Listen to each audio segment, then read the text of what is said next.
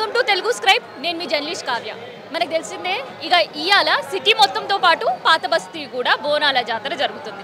ఇక సింహవాహిని శ్రీ మహంకాళి అమ్మవారి గుడి దగ్గర ఉన్న ఒకసారి అమ్మవారిని దర్శనం చేసుకుందాం. అండ్ దాంతోపాటు ఇవాళ రేపు 2 రోజులు జరగబోయే కార్యక్రమాలు కూడా తెలుసుకుందాం. ఒకసారి అమ్మవారి గుడి మనం చూస్తుంటే చాలా ప్రత్యేకంగా ఉంటుంది. హోల్ సిటీలో ఈ అమ్మవారి ఆలయం వెండి వాకిట్లో బంగారు ముక్కుపుడుక వజ్రాల బొట్టు బిళ్ళతో అమ్మవారి దర్శనం జరుగుతుంది. ఒక్కసారి అమ్మవారి దర్శనం అలంకరణ మనం చూస్తుంటే ప్రత్యేకంగా బోనాల జాతరలో అండ్ నవరాత్రుల్లో మాత్రమే అమ్మవారి ఇంత ప్రత్యేక అలంకరణ కనిపిస్తుంది.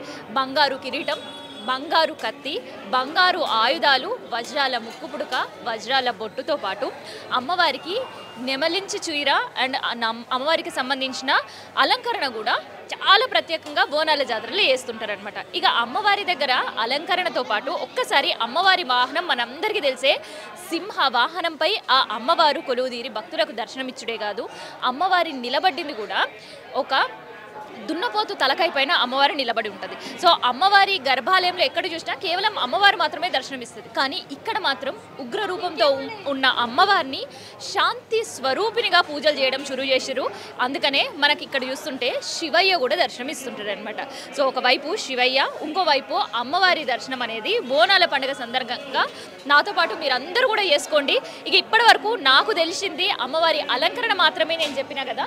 మరి బోనాలకు సంబంధించి ఆదివారం, సోమవారం ఈ 2 రోజులు ఏమేం కార్యక్రమాలు జరగబోతున్నాయి అండ్ బోనాలు మొదటి బోనం ఎప్పుడు షురూ కాబోతుంది అండ్ సోమవారం రంగం సంబంధించిన భవిష్యవాణి కార్యక్రమం ఎట్లా ఉండబోతుంది అండ్ ఇక్కడ జరిగే పోతరాజు వీరంగం సంబంధించి ఇట్లాంటి విషయాలన్నీ కూడా తెలుసుకుందాం. ఇక ప్రజెంట్ మనతోటి వెంకటన్ ఉన్నారు, మాట్లాడదాం. సో బోనాల పండుగ శుభాకాంక్షలు అన్నా. Thank you. మీకు కూడా అమ్మా. అమ్మవారికి సంబంధించి ఆదివారం రోజు ప్రత్యేకంగా తొలి బోనం ఎవరెక్కిస్తారు, ఎప్పటి నుంచి స్టార్ట్ అవుతుంది? ఆదివారం రోజు బోనాల పండుగ. ఆ రోజు ఉదయం తెల్లవారుజామున అమ్మవారికి బలిహరణ కార్యక్రమం ఉంటుంది. ముందుగా తెల్లవారుజామున 4 గంటలకు బలిహరణ కార్యక్రమం ఉంటుంది. ఆ తదుపరి అమ్మవారికి సుమారు 5:30 గంటల ప్రాంతంలో అమ్మవారికి మహాభిషేకం కార్యక్రమం ఉంటుంది. అది ప్రతి సంవత్సరం కూడా ఆనవాయితీగా మన మాజీ మంత్రివర్యులు, మాజీ రాజ్యసభ సభ్యులు దేవేంద్ర గౌడ్ కుటుంబ సభ్యులే నిర్వహిస్తారు. తొలి బోనం కూడా వాళ్ళే సమర్పిస్తారు. ప్రతి సంవత్సరం కూడా ఆనవాయితీ ప్రకారం ఇక్కడ లాల్ దర్వాజా మహాకాళి దేవాలయంలో ప్రతి సంవత్సరం కూడా ఆనవాయితీగా వాళ్ళే చేస్తారు. కాబట్టి మహాభిషేకం అనంతరం తొలి బోనం దేవేంద్ర గౌడ్ కుటుంబ సభ్యులు సమర్పిస్తారు. ఆ తదుపరి వచ్చే భక్తులందరూ కూడా ఇక్కడ అమ్మవారికి వేలాది మందిగా వచ్చి, లక్షలాది మందిగా వచ్చి అమ్మవారికి బోనాలు సమర్పించుకుంటారు. ఆ రోజు ఉదయం నుండి సాయంత్రం వరకు అమ్మవారి బోనాల సమర్పణ ఉంటుంది. దాంతోపాటు పలువురు ప్రముఖులందరూ కూడా విచ్చేసి అమ్మవారిని దర్శించుకొని వారి మొక్కులు చెల్లించుకుంటారు. ఇక్కడ మిగతా గుళ్ళలో చూస్తే కేవలం అంటే సిటీ బోనాల గురించి నేను మాట్లాడుతున్నాను. సిటీ బోనాల గురించి మాట్లాడితే ఒకవైపు బోనాలు, ఇంకోవైపు దర్శనం ఉంటుంది. అట్లే ఈడ కూడా ఉంటుంది. కాకపోతే శాంతి కళ్యాణం ఇక్కడ చాలా ప్రత్యేకంగా జరుగుతుంటుంది. సో శాంతి కళ్యాణం ఎప్పుడు నిర్వహిస్తున్నారు? ఆదివారం రాత్రి. ఆదివారం రోజు రాత్రికి 8 గంటల ప్రాంతంలో శాంతి కళ్యాణం ఉంటుంది. లాల్ దర్వాజా వేదిక పైన ప్రధానంగా ఈ కార్యక్రమం ప్రధాన ఘట్టం. ఎందుకంటే ఎక్కడా జరగదు ఇటువంటి కార్యక్రమం, కేవలం లాల్ దర్వాజా మహాకాళి దేవాలయం వద్దనే జరుగుతుంది. శాంతి కళ్యాణం అనగానే ఆ శాంతి కళ్యాణం కూడా ఎక్కడెక్కడి నుంచో, తెలంగాణ రాష్ట్రం నుండి కాకుండా వివిధ రాష్ట్రాల నుంచి కూడా ప్రజలందరూ వచ్చి తిలకిస్తారు ఈ శాంతి కళ్యాణాన్ని. ముఖ్యంగా ప్రపంచ శాంతిని కోరుతూ ఇక్కడ శాంతి కళ్యాణం నిర్వహిస్తాము. ముఖ్యంగా అమ్మవారి ఉత్సవ విగ్రహానికి, అన్నంతో చేసిన లింగానికి ఇక్కడ శాంతి కళ్యాణం నిర్వహిస్తారు. వేద మంత్రోచ్చరణ మధ్య ఒక ముఖ్యంగా ఏంటంటే ప్రతి సంవత్సరం కూడా ఒక కొత్తగా పెళ్ళైన జంట ఈ కార్యక్రమంలో పాల్గొంటారు. ఈ శాంతి కళ్యాణంలో అది స్పెషాలిటీ. ఇక్కడ శాంతి కళ్యాణంలో కొత్త జంట వచ్చి ఇక్కడ శాంతి కళ్యాణంలో పాల్గొనడమే ప్రత్యేకత. ఆ శాంతి కళ్యాణం చూడడానికి కూడా నిజంగా 2 కళ్ళు చలిపోవు. నిజంగా ఆ వేదిక పైన ఆ వేద మంత్రోచ్చరణ మధ్య ఆ శాంతి కళ్యాణం చేస్తుంటే నిజంగా చూడముచ్చటగా ఉంటుంది. సోమవారం ఏమేమి కార్యక్రమాలు ఉండబోతున్నాయి అండ్ పోతరాజు వీరంగం ఇక్కడ చాలా ప్రత్యేకంగా జరుగుతుంది. ఏదైనా 11 మందో 20 మందో 50 మందో, కానీ ఇక్కడ లెక్క లేనంత మంది, లెక్క పెట్టనంత మంది పోతరాజులు వస్తుంటారు వీరంగానికి. సోమవారం రోజు ఉదయం అమ్మవారికి అష్టాదళ పద పద్మారాధన కార్యక్రమం ఉంటుంది. ఆ తదుపరి పోతరాజు గారు పోతరాజు గారు ముఖ్యంగా వారు ప్రతి ఇక్కడ ఆనవాయితీగా వస్తుంది. పోతరాజు గారు కూడా వారు ముందుగా ఫస్ట్ 11 గంటల 12 గంటల ప్రాంతంలో వచ్చి అమ్మవారి బండారు తీసుకొని బాజా భజంతులతో వచ్చి బండారు తీసుకొని పోయి మరి వాళ్ళ ఇంటి దగ్గర అలంకరణ అంతా పూర్తి చేసుకొని సుమారు 2 గంటల ప్రాంతంలో అక్కడ నుంచి బయలుదేరి ఇక్కడ లాల్ దర్వాజా పురగుండల మీద మొత్తము వారు వైరా అనుకుంటూ వారి కొరడా దెబ్బలతో ప్రజల మీద కురిపిస్తూ వారు ముందుకు వస్తూ సుమారు 4 గంటల ప్రాంతంలో ఇక్కడ లాల్ దర్వాజా మహంకాళి అమ్మవారిని దర్శించుకోవడం జరుగుతుంది.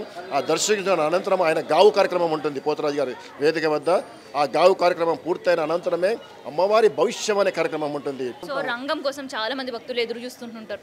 రంగం కార్యక్రమం అనగానే ఇక్కడ చుట్టుపక్కల వాళ్ళతో పాటు బోనాల జాతరకు వచ్చే చుట్టాల పక్కలు కూడా చూస్తుంటారు. సో రంగం కార్యక్రమం సోమవారం రోజు ఎన్ని గంటలకు ప్రారంభం కాబోతుంది? సుమారు 5 గంటల ప్రాంతంలో రంగ కార్యక్రమం ఉంటుందమ్మా. ఇక్కడ లాల్ దర్వాజా వేదిక మా దేవాలయం ముందు మన అనురాధ గారు పచ్చికొండపై ఇక్కడ దేవాలయం ముందు నిలబడి భవిష్యవాణి వినిపించే రంగ కార్యక్రమాన్ని వారు చెప్తారు. భవిష్యవాణి కార్యక్రమంలో ఏమేమి అడగబోతున్నారు? ఈ సంవత్సరము కొత్త ప్రభుత్వం వచ్చింది. ఇప్పుడు మనకు కాంగ్రెస్ ప్రభుత్వము, ముఖ్యమంత్రి రేవంత్ రెడ్డి గారు వచ్చారు కాబట్టి మనకు ఆ ప్రభుత్వం ఎలా ఉంటుంది, మనకి ఎలాంటి పనులు చేయబోతున్నారు, మన పిల్ల పాపలు ఎలా ఉంటారు, మనకు వర్షాలు ఎలా కురుస్తాయి, ఇవన్నీ మాకు అమ్మవారి వారు ఆహ్వానించి చెప్తూ ఉంటారు. మేము అడిగే ప్రశ్నలన్నీ కూడా వారు చెప్తూ ఉంటారు. ఇటువంటి సమాధానాలు, నాకు ఇలాంటి కోరికలు ఉన్నాయి, నాకు ఇలాంటివి ఉన్నాయి, నాకు ఇలాంటి పూజలు చేయమని చెప్పేసి అమ్మవారు ఆ భవిష్యవాణి రూపంలో మనందరూ కూడా ప్రజలందరూ కూడా చెప్తుంటారు. అవి ఖచ్చితంగా మళ్ళీ ఈ ఏడాది మొత్తం కూడా అవన్నీ కూడా ఆ భవిష్యవాణిలో చెప్పే కార్యక్రమం అన్నీ కూడా తూచా తప్పకుండా ఖచ్చితంగా అమ్మవారు చెప్పేవన్నీ కూడా భక్తులందరూ కూడా ఖచ్చితంగా తూచా తప్పకుండా పాటిస్తారు. ఖచ్చితంగా వైరస్ కానివ్వండి, వర్షాల కోసం కానివ్వండి, మిగతా ఎలాంటి సమస్యలున్నా ఆమె దృష్టికి తీసుకుపోతాము. ఆమె ఖచ్చితంగా ఆ రోజు మాకు సమాధానం చెప్తుంది. ఈ లక్షలాది మంది మన ఏదంటే టీవీల ముందు కూర్చొని ఇక్కడ వచ్చే భక్తులు కూడా వేలాది మంది, లక్షల మంది వస్తారు. వాళ్ళు కూడా చూస్తుంటారు. వేలాది మంది కూడా టీవీ ముందు కూర్చొని ఈ లాల్ దర్వాజాలో జరిగే భవిష్యవాణి కార్యక్రమాన్ని వినాలని ఎంతో ఆతృతంగా ఎదురు చూస్తుంటారు అందరూ కూడా. సో దాదాపు ఈ 2 రోజుల పాటు సుమారు ఎంతమంది భక్తులు ఇక్కడ అమ్మవారిని దర్శనానికి వస్తుంటారు? మేమమ్మ ప్రతి సంవత్సరం కంటే కూడా ఈ సంవత్సరం ఇంకా ఎక్కువ వస్తారని ఆశిస్తున్నాం. ఎందుకంటే ముఖ్యంగా తెలంగాణ రాష్ట్ర ప్రభుత్వం వచ్చిన తర్వాత ఈ ఉచిత బస్సులు ఏర్పాటు చేయడం కాబట్టి రేవంత్ రెడ్డి గారు దాని దృష్ట్యా ఇంకా మహిళా భక్తులు పెద్ద ఎత్తున తెలంగాణ రాష్ట్రం నుంచి పెద్ద ఎత్తున వచ్చే అవకాశం ఉంది. కాబట్టి మేము సుమారు మా ఎక్స్పెక్టేషన్ అయితే ఒక 10 లక్షల పైనే అనుకుంటున్నాం మేము భక్తులు వచ్చేందుకు. మహిళా భక్తులు ముఖ్యంగా ఎక్కువ వచ్చే అవకాశం ఉంది. కాబట్టి వాళ్ళందరి కోసం కూడా ప్రత్యేకంగా ఆలయ కమిటీ అన్నీ కూడా ఏర్పాటు చేసింది. మహిళల కోసం ప్రత్యేక క్యూ లైన్లు, బోనాలు తీసుకొచ్చే వారికి ఒక ప్రత్యేక క్యూ లైన్లు, వీఐపీలకు క్యూ లైన్లు, సాధారణ భక్తులకు క్యూ లైన్లు, ఇవన్నీ కూడా ప్రత్యేకంగా అన్ని దేనికి అది కూడా ఎలాంటి ఇబ్బంది కలగకుండా వచ్చే ప్రతి భక్తుని కూడా సాఫీగా అమ్మవారి దర్శనం చేసుకునే విధంగా లాల్ దర్వాజా సింహవాహిని శ్రీ మహంకాళి దేవాలయ కమిటీ అన్ని ఏర్పాటు చేయడం జరిగింది. ఇక విన్నాం కదా, 2 రోజుల పాటు సింహవాహిని శ్రీ మహంకాళి అమ్మవారి గుడిలో జరిగే బోనాల జాతరతో పాటు ఇక్కడ జరిగే ఉత్సవాలకు సంబంధించిన ఇన్ఫర్మేషన్ అయితే ఇది.